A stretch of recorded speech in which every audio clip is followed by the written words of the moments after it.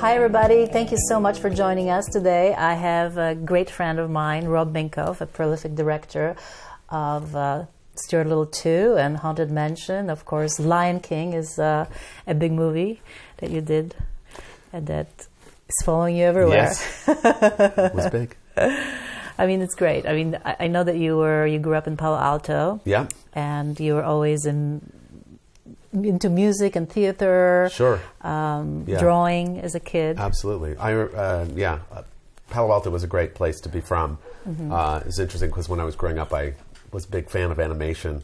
And when I moved to Los Angeles to go to Cal Arts to study animation, all my friends said, "Why don't you stay in the Bay Area?" And I said, "They don't do animation here."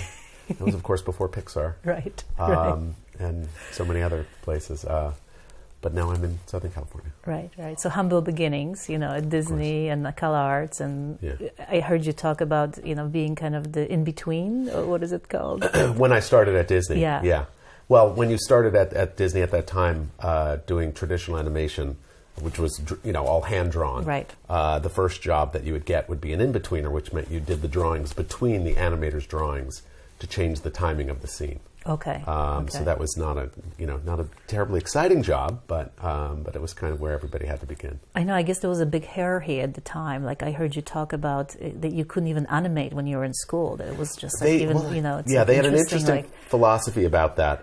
So when I was studying at Cal Arts, they wanted to keep the freshmen not doing animation right away, and sort of learning some kind of techniques and some fundamentals and other things, but they were very resistant to it, and they would always talk about the fact that it took 10 years for an animator to learn his craft to be able to do animation, and that we shouldn't expect it to happen overnight. But well, of course, you were on the fast track. I could not be held back. So even in my first year, for my first semester at Cal Arts, I remember doing some animation and then hiding it from the teachers, crazy. So that they'd come by the desk and be like, "Nothing to see here." Nothing to see here. You can't stop a creative person, I guess. Yes, exactly. That's how it is. And I think, 22, and you were at Disney, and yeah. So I started. Well, no, I started. My first year at Disney, I was 20. Wow. It was the month before my 21st birthday. God. Not even drinking I came age. of age. You came of age at Disney. Yeah. Wow, what a incredible history. Yeah. I mean, that's just, and then getting somehow through all of your experiences at Disney to Lion King. Sure. I have a great story. Yeah. Which really began years and years before that. When I was 15 years old, I was doing a production of Snow White and the Seven Dwarfs at the Palo Alto Children's Theater. Okay. And I met someone who we became very good friends. His name was Kirk Wise. And then years later, Kirk would end up directing Beauty and the Beast, and I did Lion King. Wow. But at that time, which was very interesting, I was asked to babysit these two sisters, Jenny and Emily Shapiro, and I went over to their house, and on the coffee table was this beautiful book called The Art of Walt Disney with an embossed picture of Mickey Mouse, and I couldn't believe it. I'd never seen it before. I opened it up. I said, "Where did you get this book?" It had all this amazing artwork from all the Disney classic films. And they said their uncle wrote the book. Wow. Their uncle was named Christopher Finch. Wow. And they were actually in the dedication. So Jenny and Emily's names appear in this book. And so I went home to my parents. I said, "You've got to get me this book." So for my next birthday, they bought it for me. And then when I went to Cal Arts a few years later, I brought it with me and found out all of the students there owned that book. Wow. And they all had a different story about how they got it. And I went to Disney, of course, after 3 years. And then many, many, many years later, I was doing Lion King, and the producer comes into the office, Don Hahn, who you know very well from the Haunted Mansion. Don Hahn walks into the office and says that we're going to have a book written called The Art of the Lion King, and it's going to be written by Christopher Finch. Wow. So we go to the first meeting, and I walked up to him and I said, "It's really an honor to meet you." And he said, "You know my nieces, don't you?" Oh my God. Incredible story. Incredible story. Yeah. Wow. It's all kind of comes together. It's the circle of life. Seriously. Yes, yeah. And here we are, us. And here we are, exactly. Which is so wonderful. After so many years of working together, this is such a pleasure and honor to have you here and to talk to you about one of my favorite characters that I had to dress, Stuart Little. Yes. And it was such a great meeting, I think, from the beginning. And we know a friend, Jason Clark, who was the producer on the film. Yeah. who brought me into the room. And I think what was so interesting, because I got to see the Stuart Little 1, you know, and it was such a great movie. I mean, it made, I think, over $500 million, I mean, worldwide, or who knows. I mean, today's dollars. In today's dollars. But, you know, it was a huge hit, and it was such a heartwarming story, you know, about this mouse living with humans, you know, and everybody bought it. Attention, everybody. This is Stuart. Hello, everyone. And then here's Stuart Little 2, and here I am, you know, read the script and got to come to meet you. You know, how do you now reinvent this character? Right. And I had no idea what you were thinking. Sure. No, it was very interesting because we'd sort of set a style in the first film, and you came in and you kind of really wanted to give Stuart a makeover. I think you actually gave me the same makeover. You were like, so. Rob, you need to, you know, do something about how you dress, and I can help you. No more Hawaiian shirts. Yeah, no more Hawaiian shirts. So he said, I really feel that Stuart should be handled in a very different way than we did in the first film. And of course, it was a big struggle to do it because it was all done in CGI. Yeah. And creating clothing in CGI has a huge number of complications and difficulties that you had to face. Yeah, and monetary, of course. Oh, absolutely. I mean, creating one shirt for Stuart Little would be like $100,000. Yeah. Yeah. Which is crazy. And now it's the biggest costume budget ever. And of course, that was relatively early in the relatively early days of computer animation. Yes. And yet, you know, the normal things that you would do when you would create a costume, obviously, in the real world, were very second nature to you. But suddenly, you had to deal with the limitations of how do you get a computer to do what you want it to do, or how do you get an artist at the keyboard to understand how to create the appropriate, you know, the look, the cut, you know, make sure everything fits in a proper way. Absolutely. The color, the texture. Yeah. I mean, it was so interesting because I have the sketches actually that I brought to the first meeting, and you know, I wanted Stuart to look like Prada, that he's wearing Prada. Was this the first meeting? So yes. You showed me this before I gave you the job. Correct. So, okay. Correct. So this was the basis on which I hired you. Correct. That's amazing. You know, I can't believe you still have these drawings. These, you know, skateboarding boy, which we ended up doing a skateboarding scene. Yeah. And his little, you know, city look with low slung pant and. Yes, you definitely hipped him up. I definitely hipped him up. Sure. You know, and I think what that was kind of the thing, though. Was I guess we started out in the first film.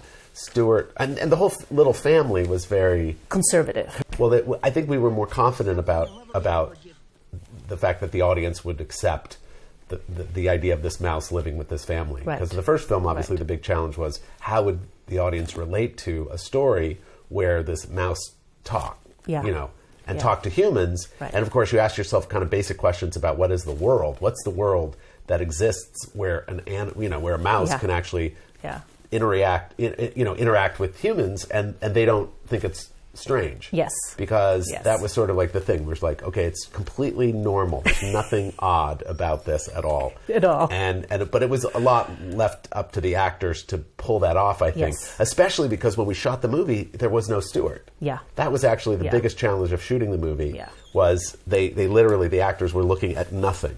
Yeah. And doing their performances and doing an amazing job kind of creating believability through their belief. Amazing. I mean, it was, you know, challenges, I think, on all levels for actors, but also for, you know, me as a costume designer, because, you know, I had to dress Stuart into the scenes that I didn't know where they're going to be, in a sense. So I had to find out, you know, what counter is he going to be on? You know, where is he going to be walking? What will be the, you know, street pavement color? All of that stuff really I had to take under consideration. Sure. You know. And did you, I mean, obviously you must have worked closely with Bill Breschke. Very closely, yeah, on everything. I mean, color palette of the apartment, you know, what is going to be, I mean, the kitchen counters, every tile, I mean, even when he was going down the drain, you know, what is it going to look like? Right. You know, what kind of textures we're going to have against the yellow raincoat that he wore. Right. So, yeah, I think, you know, not only for Stuart, but for the real actors, you know, what Gina is going to wear in the scene, you know, what color palette will be her clothing. I mean, Bill is very collaborative, and it was really nice to, I think all of us, I think in the film, because it was so complicated. There were so many different elements that had to come together to make it right. You know, I think, and you had a great vision because you really were so precise. I mean, you know, what I got from the first meeting, you said to me, you know, I want him to look like he went to the Gap. And I was like, yeah. And I was like, wow, this is cool, you know. And this is kind of where, you know, where we landed, which was great, you know. I mean, it really shows you, this is a twill pair of pants, you know, with a hoodie, with a sweatshirt. I mean, you know, any kid on the street now or then wears these little, shorts with a T-shirt. I mean, his little pea coat for the date. Yes. Although I have to say, I really wanted to have him skateboard without the helmet. I know. It was so tough. Well, it took me about, I think, a week or 2 weeks to design the helmet because, I mean, the head was, you know, very difficult. Right, and you wouldn't want the helmet to kind of take away from the shape of his face. Oh, at all, at all. And then you had to deal with the ears that were moving as well. Exactly. You know, plus you had hair. When I started looking at the Stuart, you know, what was really interesting to me was his body. Right.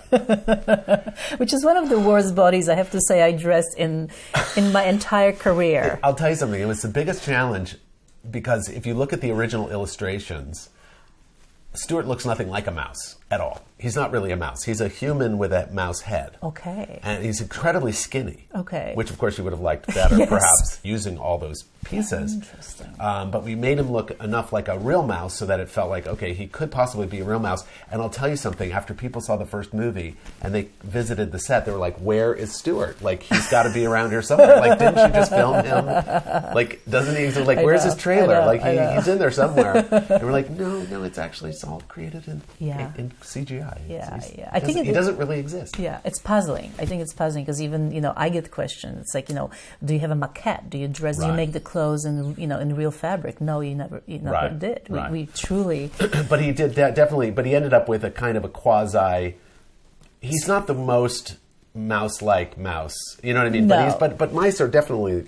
Yes. Round and usually a bit, you know. Well, he had very short legs. Yeah. And, you know, the big feet, of course. Yes. You know, giant like a little tummy, of course. And no shoulders and like thick neck, almost no neck. Right. And then the big head. So, yeah, you know, the challenge really was how do you design, you know, costumes for this body that look human? Yeah. You know, and it's interesting because, you know, when you said to me, I really want him to look like he goes and, you know, just went to Gap with the mom and bought the clothes. It had to fit that certain way, you know. So it was very interesting making the patterns, you know, just like for a human actor, that you know, make the shirt, make the T-shirt, put it together, and then, of course, the computer sews it onto the maquette, 3D maquette. Right. You know, then we come in and try to adjust it. Right. And I think that's where really the art comes. I think in that process of really tailoring in a computer. Yeah, exactly. Well, that's, you know, like I said, obviously when you know, you approached it for the first time, this was not something that you had done before. And so normally when you're working with a seamstress, you know, you look at the cut and how it, you know, it lays against the body and all the rest of it. And it's such a big challenge to do it when you're doing it in the computer.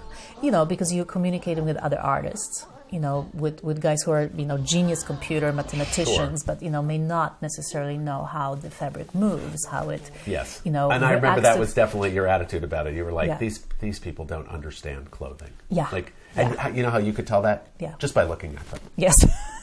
Flip-flops, baggy jeans. These people did not dress like they really, you could have made over everyone. Yes. Yeah. Yes.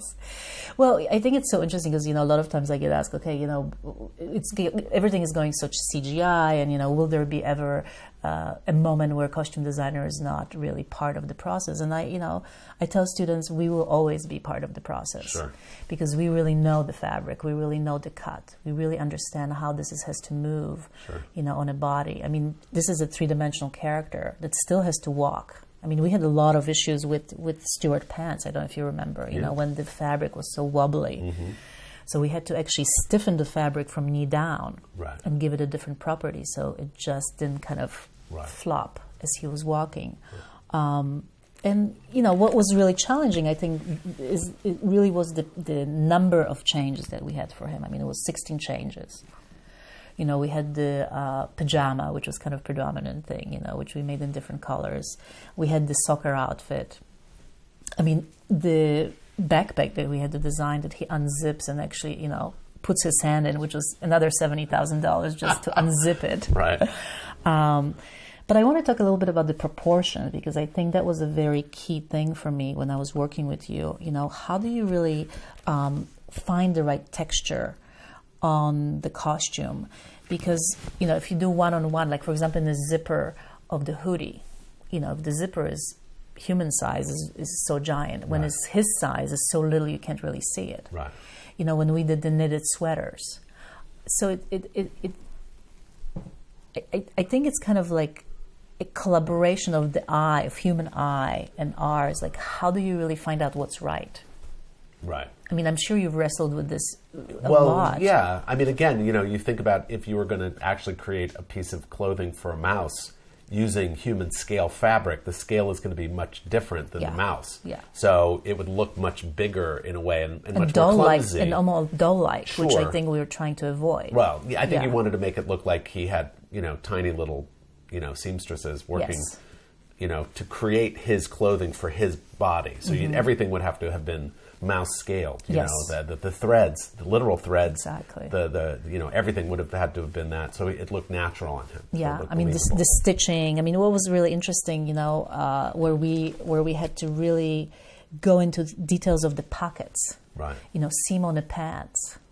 I mean, it really was incredibly like to the, you know, tiniest little piece. Sure. Yeah, but animators love that attention to detail. Right. And the thing about animation, which is interesting, so something that Hans Zimmer pointed out to me when we were working on Lion King. He said, you know, animation is so different than live action, because in live action you look at the frame and you see things that weren't meant to be there. That you know, he would always describe it as, you know, a cigarette butt in the street. Right. Like nobody put that there intentionally, but he said in animation there's nothing that you have there that wasn't done on purpose. That's true. So every frame, every inch of every frame is done, and I think we were trying to use that same approach in the film Stuart Little, even though it was live action. But we're trying to make the whole thing seem like a unified fantasy world that you know, had its own perfection. Right.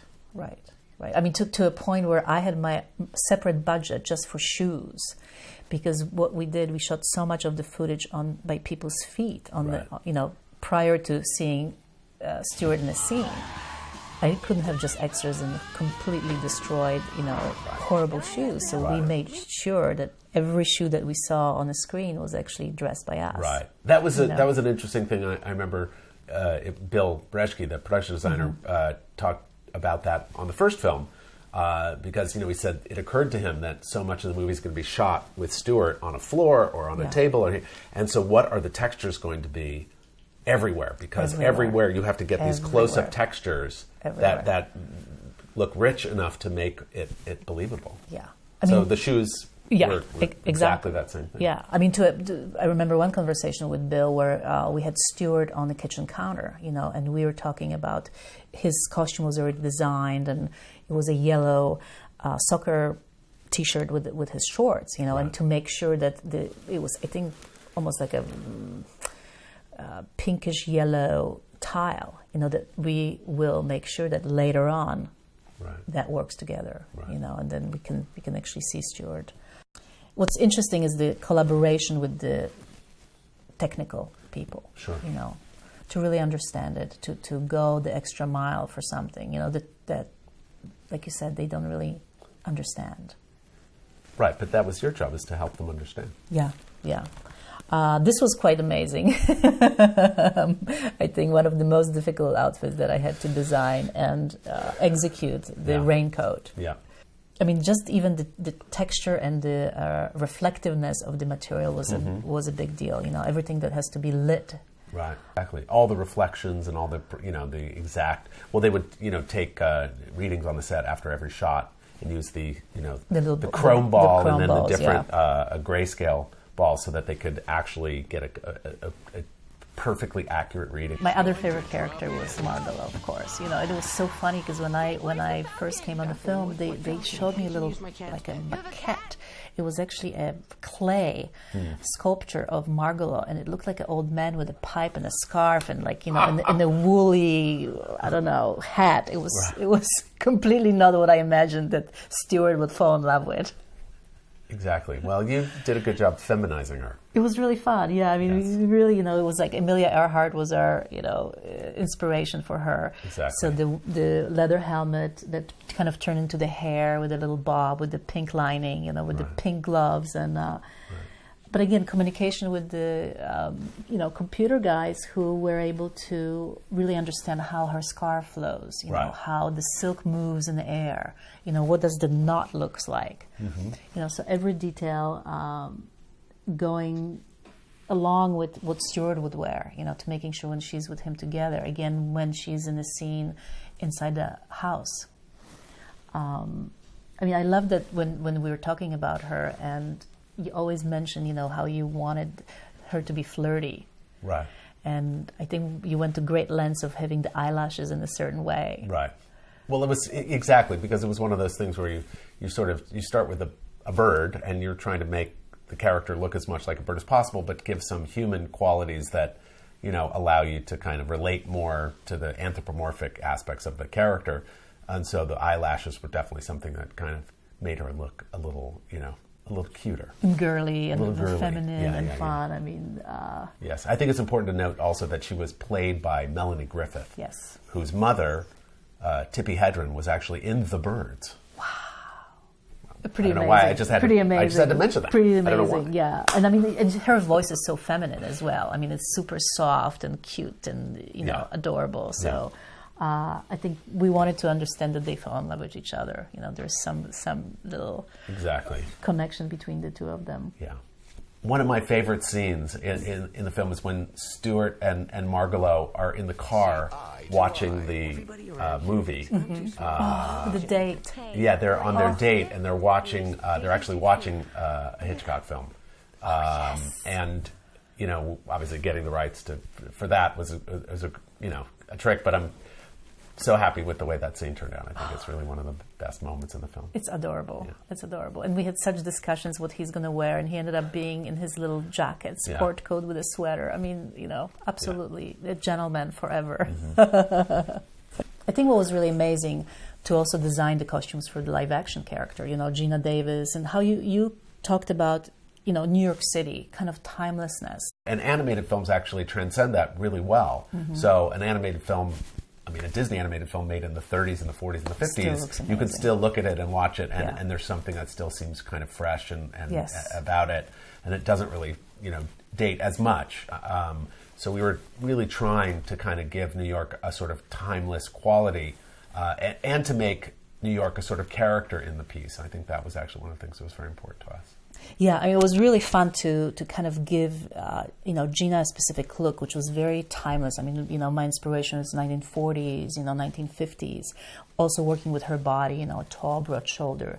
How can we kind of give her more of a feminine, mom look? And also really work with the color palette. Again, working with Bill and you to kind of really creating this, fun world. So every, screen, every moment, it really speaks, and it's bright and fun. Like the little cherry apron, the orange sweaters, the yellow coat that we did with her. Always looking at the interiors and the exteriors together.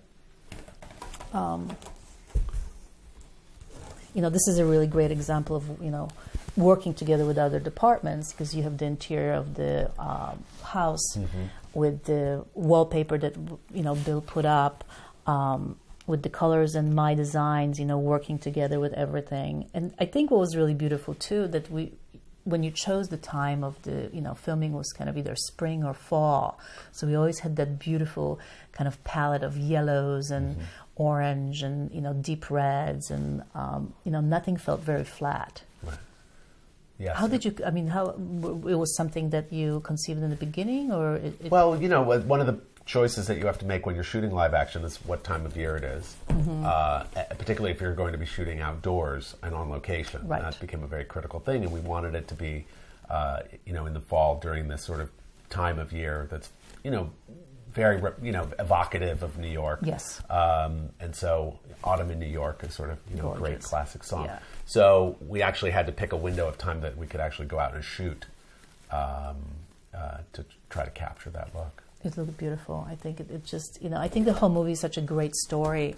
I think for kids and for adults to see. I think that, to this day, when you talk to people, they just adore and love Stuart, so much that, I think what you did and how you brought everything together, all the elements, from the costume design and production and songs, and, it became such a hit.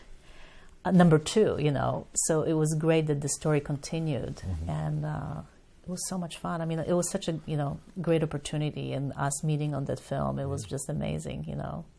And it's great. It continues to this day, which is fantastic. Thank you for coming. Of course. Thank you, everybody.